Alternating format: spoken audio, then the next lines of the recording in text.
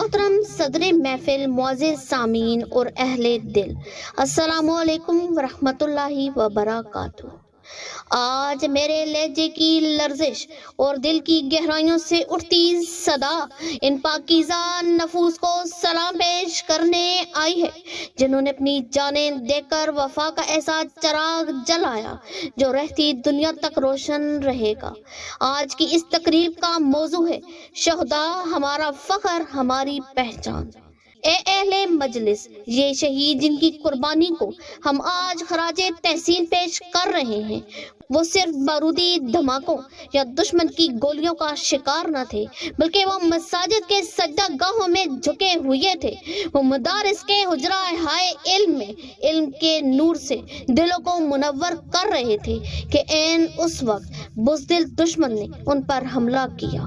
کیا تاریخ نے کبھی دیکھا کہ قرآن کے قاری، اذان کے مؤذن اور سجدوں میں روتے عشاق الہی کو اس بے دردی سے شہید کیا جائے؟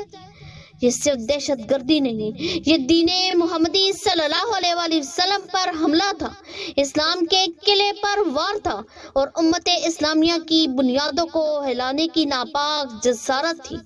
لیکن صد شکر اس مٹی نے ہمیشہ اپنے بیٹوں کو عظمت کا ہار پہنایا ہے۔ یہ شہداء جن کے چہرے پر سجدوں کی روشنی تھی، جن کی زبان پر تلاوت قرآن تھی اور جن کے دل میں عشق رسول موزن تھا، وہ شہید ہوئے لیکن قوم کے دلوں میں زندہ ہو گئے۔ محترم حاضرین، شہید صرف وہ نہیں جو جسم سے جدا ہوا، شہید وہ ہے جو قوم کی روح میں پیوست ہو گیا۔ یہ مدارس اور مساجد جہاں حملے ہوئے وہ خاک نہیں ہوئی، وہ مقدس تر ہو گئی، کیونکہ وہاں خون شہداء کی مہک بسی ہے، وہاں اذانوں کے سروں میں شہداء کے نعرے شامل ہو گئے، وہاں اب ہر سجدہ ایک قربانی کی یاد دلاتا ہے۔ آج اگر ہم زندہ ہیں، اگر ہماری نسلیں آزاد ہیں، اگر ہمارے ہاتھ میں قلم ہے، زبان پہ کلمہ ہے، تو یہ انہی شہداء کے لہو کی دین ہے۔ آئیے عہد کریں، ہم نہ صرف شہداء کے وارث ہیں بلکہ ان کے پیغام کے علم بردار بھی ہیں۔ ہم دین کے دشمنوں کو کبھی کامیاب نہیں ہونے دیں گے، چاہے وہ باہر سے آئیں یا بھیس بدل کر اندر چھپے ہوں۔ آخر میں ایک شعر ان عظیم شہداء کے نام۔ یہ خون جو بہا ہے مسجد کی چھت سے، مدرسے کے در و دیوار پر، یہ چراغ بن گیا ہے راہبان حق کی راہ کے ایک سنگے میل پر۔